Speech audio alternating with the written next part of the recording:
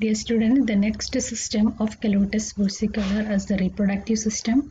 The reproductive system, as the sexes are separated, consisting of both male as well as female reproductive system separately. Now we are beginning with the male reproductive system of Calotes versicolor. The male reproductive system consisting of male reproductive organ and their associated glands.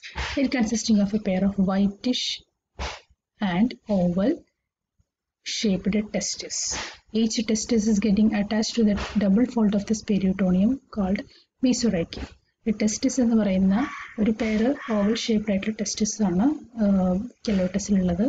ഈ ടെസ്റ്റിസുകൾ എങ്ങനെയാണ് ഈ ബോഡിയിൽ attach ചെയ്തിരിക്കുന്നത്? Peritoneum എന്ന് പറഞ്ഞെങ്കിൽ ബോഡിയിലുള്ള ഒരു എന്താ പറയുക എക്സ്റ്റേണൽ കവറിംഗ് ആണ്. അപ്പോൾ എങ്ങനെയാണ് ഈ ടെസ്റ്റിസ് ഈ ബോഡിയിൽ ഇരിക്കുന്നത്, എങ്ങനെയാണ് അറ്റാച്ച് ചെയ്തിരിക്കുന്നത്? അപ്പോൾ മീസോറൈക്യം എന്ന് പറയുന്ന ഒരു പെരിട്ടോണിയൽ ലെയർ വെച്ചിട്ടാണ് ഈ മീസോറൈക്യം generally that is this double fold of this peritoneum that is called the mesorachium is generally concerned with connecting this testis into this body. The testis, what is peculiar to this testis? It is a compound tubular gland which is generally consisting of a large number of structural and functional units that we all know that seminiferous tubules.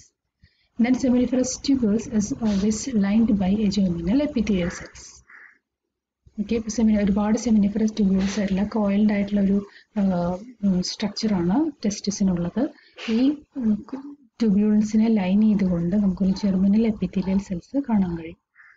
Okay, അല്ലെങ്കിൽ ഈ seminiferous tubules എന്ന് പറയുന്നത് this is generally contains germinal epithelial cells. And what about the nature of the germinal epithelial cells? They generally consisting of two different kinds of cells. എന്തൊക്കെ ടൈപ്പുള്ള cells ആണ് കാണിച്ചെങ്കിൽ spermatogonia cells and ceratoli cells. You may be knowing that what is the difference between them. The spermatogonia is generally concerned with the, or this is also called a sperm mother cell. This is generally concerned with the producing sperm cells, and ceratoli cells are those cells which is generally concerned with the nourishing the developing sperms. അങ്ങനെ രണ്ട് different types cells ആണ് നമുക്ക് germinal എപ്പിത്തീലിയത്തിൽ കാണാവുന്നത്. Germinal epithelium is nothing but it is a small cells which is generally found in this called seminiferous tubules. Then what about the structure?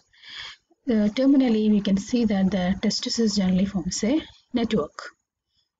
They coil together and forms a network of structure, and leading from this network there is a discharging sperm duct is present, and this is called a vas deferens.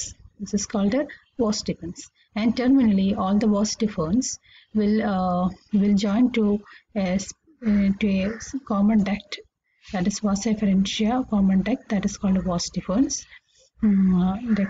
This is called the vas efferentia. This all vas efferentia united together and forms the vas deferens.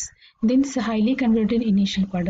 When we are looking through this structure, we can see that there is a highly coiled structure is generally formed before the formation of this vas deferens.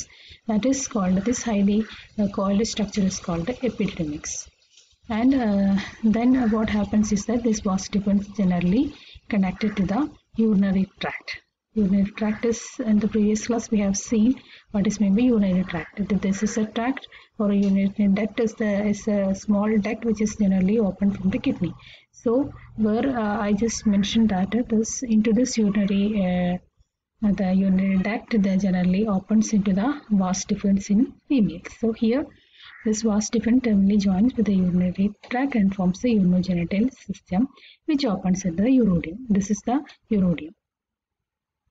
So this is the structure of testis. Clear?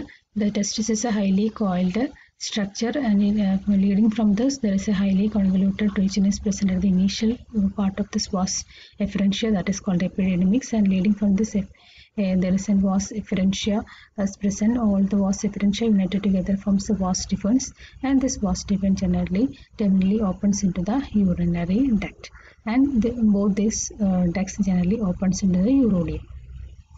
Okay, then Hemipenis. Hemipenis is a two-grooved vascular and reversible copulatory organ which is present in males, which is arising from the proctodeum of cloaca.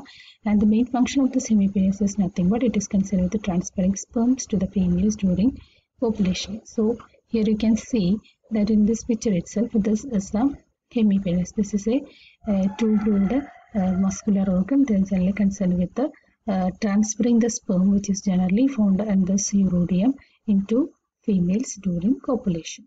So that's all about the structural anatomy of male reproductive organ of Calotes. Thank you.